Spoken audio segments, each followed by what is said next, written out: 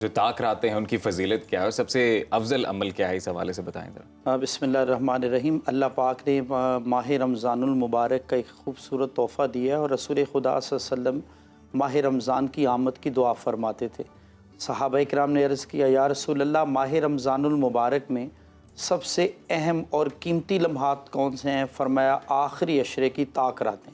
واہ واہ۔ اور آخری عشرے کی طاق راتوں میں لیلۃ القدر کی تلاش کرنا، یہ اس سے بھی زیادہ امپورٹنٹ لمحات ہیں اور قیمتی کام ہیں۔ سبحان اللہ۔ اور اس رات میں کرنا کیا چاہیے؟ مولا کائنات علی المرتضیٰ شیر خدا کرم اللہ وجہ الکریم سے کسی نے پوچھا کہ آپ لیلۃ القدر کی رات میں کیا معمولات ہیں؟ اور اماں سیدہ فاطمہ الزہرا سے پوچھا۔ امام سخاوی نے اپنی کتاب کے اندر حضرت امام حسن کا قول نقل کیا۔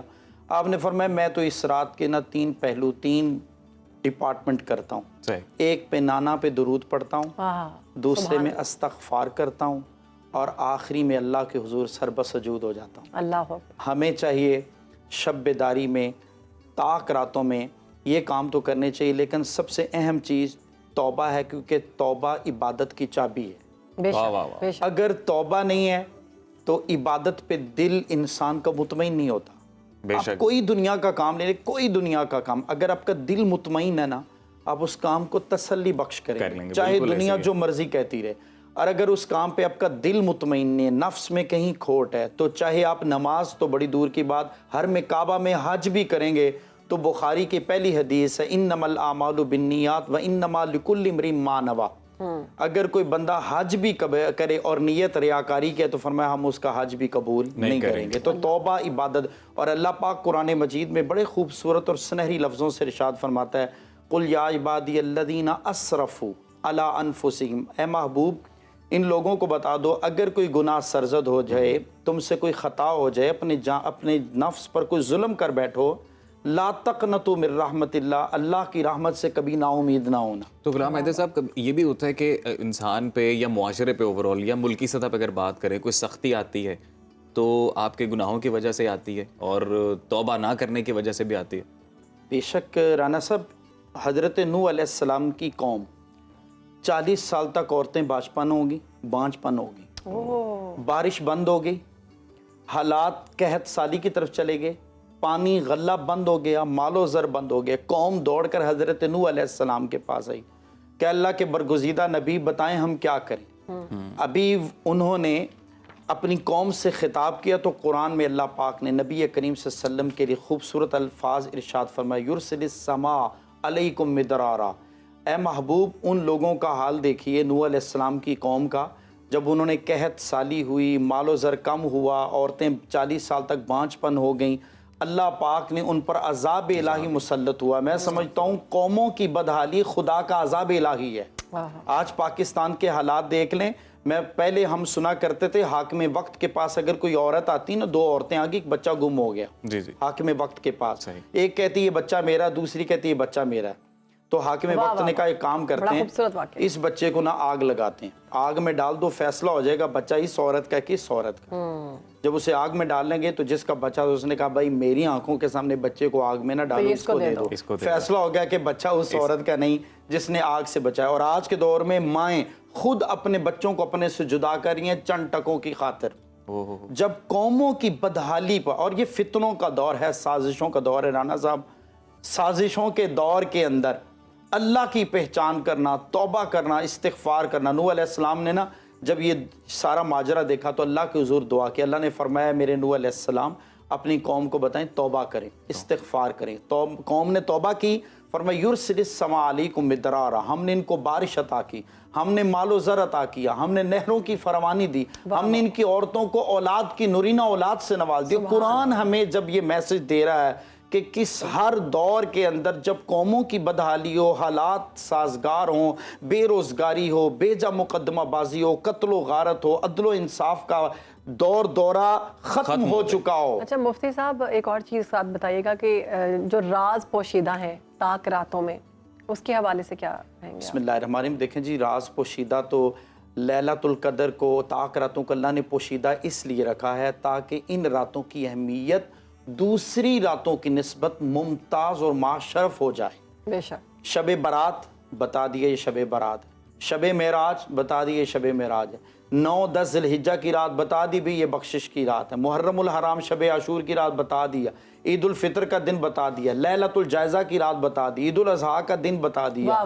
جمعۃ المبارک کے بابرکت لمحات بتا دیے، 2 خطبوں کے درمیان امام کے بیٹھنے پر دعا کی قبولیت کا بتا دیا، اذان کے دوران قبول ہونے والی دعائیں اللہ محبوب مکرم صلی اللہ علیہ وسلم نے بتا دی۔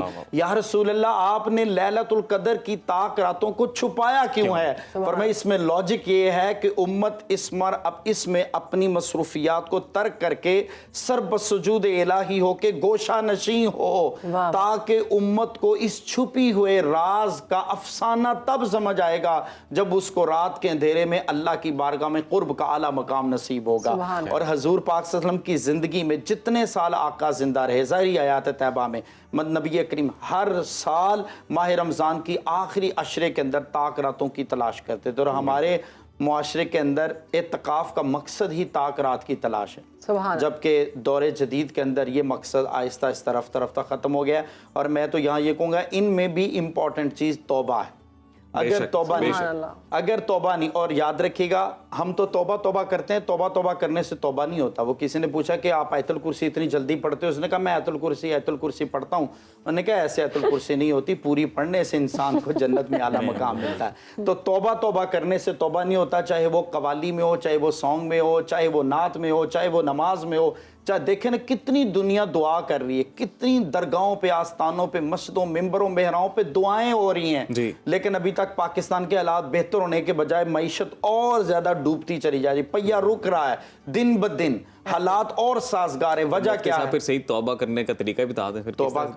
توبہ کا سادہ اور آسان طریقہ، جو گناہ ہے نا اپنا، انسان کو پتا ہے کہ میری یہ خطا ہے، اس گناہ پر نادم اور شرمندہ ہو، آئندہ نہ کرنے کا مصمم ارادہ ہو، اور دوبارہ زندگی میں اس گناہ کی طرف پلٹ جانا ایسے ہی امپوسیبل ہو، ایسے ہی ناممکن ہو جیسے بھینس کے تھنوں سے نکلا ہوا دودھ واپس پلٹ جانا ناممکن ہے۔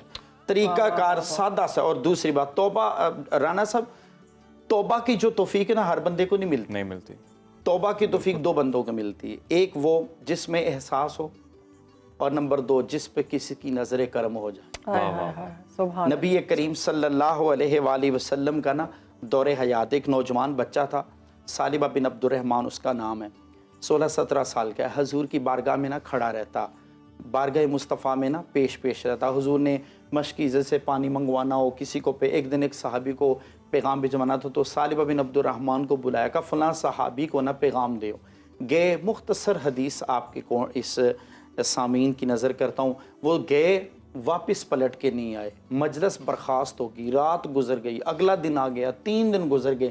حضور پاک ڈیلی صحابہ سے پوچھتے تھے سالبہ بن عبد الرحمن کو نہیں دیکھا؟ یا رسول اللہ صلی اللہ علیہ وسلم ابھی تک کوئی پتہ نہیں۔ یہ نہیں کہ حضور کو پتہ نہیں سالبہ گیا کدھر ہے، دور و نزدیک کے سننے والے وہ کان سماعت پہ لاکھوں سلام۔ اللہ نے نا نبی کریم صلی اللہ علیہ وسلم کو عالم علیین کا وہ علم عطا فرمایا جتنا اللہ نے چاہا ہے، جیسا اللہ نے چاہا ہے، جو اللہ نے چاہا ہے محبوب کو عطا کر دیا۔ اس کا احاطہ میں اور آپ نہیں کر سکتے۔ اور میں یہاں پہ اس واقعے سے پہلے بتاتا ہوں کہ توبہ جو ہے نا، حضور پاک صلی اللہ علیہ وسلم سے کسی نے پوچھا توبہ کتنی بار کریں؟ فرمایا ایک دن میں 70 بار بھی توبہ کرنی پڑے تو کم ہے۔ تو عام بندے کی توبہ اور ہوتی ہے، سب عام بندوں کی توبہ اور مومن کی توبہ اور ہوتی ہے، سب مومنوں کی توبہ اور ولی کی توبہ اور ہوتی ہے، سب ولیوں کی توبہ اور شہداء کی توبہ اور ہوتی ہے، سب شہیدوں کی توبہ اور ہوتی ہے، صدیقین کی توبہ اور ہوتی ہے، سب صدیقوں کی توبہ اور انبیاء کی توبہ اور ہوتی ہے، سب نبیوں کی توبہ اور اولو العزم جن پر 4 کتابیں نازل ہوئیں ان کی توبہ اور ہوتی ہے، اور کل کائنات کی مخلوقات انسانیت کی توبہ اور تنہا امام الانبیاء محمد مصطفیٰ کی توبہ اور ہوتی ہے۔ میں یہاں پہ یہ بات اس نے میں نے واضح کی کہ لوگ سمجھتے ہیں نبی نے بھی توبہ کی تو نبی تو معصوم عن الخطا ہوتے ہیں، تو نبیوں کی توبہ کا لیول سٹیٹس اور ہوتا ہے۔ سالبہ بن عبد الرحمن، اب یہاں صحابی کی توبہ کا لیول آپ کی نظر کرتا ہوں۔ نبی کریم صلی اللہ علیہ وسلم نے بھیجا، گئے، واپس پلٹ کے نہیں، 3 دن ہو گئے، حضور روزانہ پوچھتے سالبہ نہیں آیا، سالبہ بن عبد الرحمن۔ ایک دن نبی کریم صلی اللہ علیہ وسلم نے حضرت عمر فاروق رضی اللہ عنہ، حضرت سلمان فارسی رضی اللہ عنہ، دونوں کو بلایا، کہا دونوں مدینہ کے مضافات میں کھڑے ہو جاؤ، تشریف لے جاؤ، چلے جاؤ، آنے جانے والے اندرونی بیرونی لوگوں سے پوچھو کہ کسی نے ثعلبہ بن عبد الرحمن کا حلیہ بتاؤ، 16-17 سال کا نوجوان ہے، اڑتی ہوئی یہ لڑک پن اور یہ جوانی اور شباب کا عالم ہے، کپڑے سادہ ہیں، طبیعت مزاج سادہ، کسی نے دیکھا تو نہیں۔ آپ مضافات مدینہ کے اندرونی بیرونی رستوں کے درمیان کھڑے ہو گئے، ایک چرواہا آیا، روکا، کہا بھائی ایک نوجوان ہے بچہ، کہیں آپ نے دیکھا تو نہیں؟ انہوں نے کہا جی بچہ تو نہیں دیکھا، لیکن یہ مدینہ کے دور ہی قریب ہی یہ جو چھوٹے چھوٹے پہاڑی علاقے، ان میں کسی غار کے اندر کسی بچے کے کرخنے کی آواز آتی ہے، اور جس دن سے وہ بچہ کرختا ہے اس کے رونے کی چلانے کی آواز سے میری بکریوں نے چرنا چھوڑ دیا ہے۔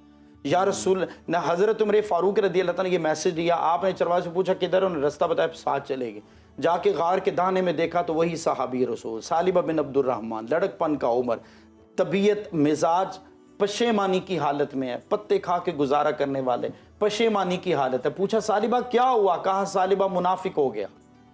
ہم تو 1000 چوہے کھا کے بھی حج کو چلے جائیں، ہم سمجھتے ہیں ہم جیسا حاجی کوئی نہیں، ہم 1000 گناہ کر کے کاٹن پہن کو مسجد میں جائیں، ہم کہتے ہیں ہم جیسا نمازی کوئی نہیں۔ ہم وہ پنجابی کے ایک شاعر نے کہا نا، حج بھی کیتی جانا ہے، لہو بھی پیتی جانا ہے، کھو کے مال یتیمہ دا پیج مسیتی جانا ہے، فرض بلائی بیٹھا ہے، نفل نیتی جانا ہے، نفس تے چھری پھیردا نہیں، دمبے کیتی جانا ہے، فرض بلائی بیٹھا ہے، نفل نیتی جانا ہے، پھٹ دلان دا سیندہ نہیں، ٹوپیاں سیتی جانا ہے، دس بلے شاہ کی کیتی جانا ہے، تے کی کیتی جانا ہے۔ حضرت عمر فاروق نے غار میں پہنچے، اٹھایا، سینے سے لگایا، گھر لیا، ان کا چہرہ دلوایا، طبیعت بڑی پشیماں تھی، بارگاہ رسالت میں پیغام بھیجوا، یا رسول اللہ ثعلبہ مل گیا، 40 دن کے بعد ملا ہے، یا رسول اللہ طبیعت بڑی علیل۔ آقا نے فرمایا انتظار کرو، اللہ کا رسول خود ثعلبہ بن عبد الرحمن کی عیادت کے لیے آ رہے ہیں۔ یہ وہی نبی ہیں جو ایک یہودی بچے کی عیادت کرے تو وہ کلمہ پڑھ کے مسلمان ہو جاتا ہے۔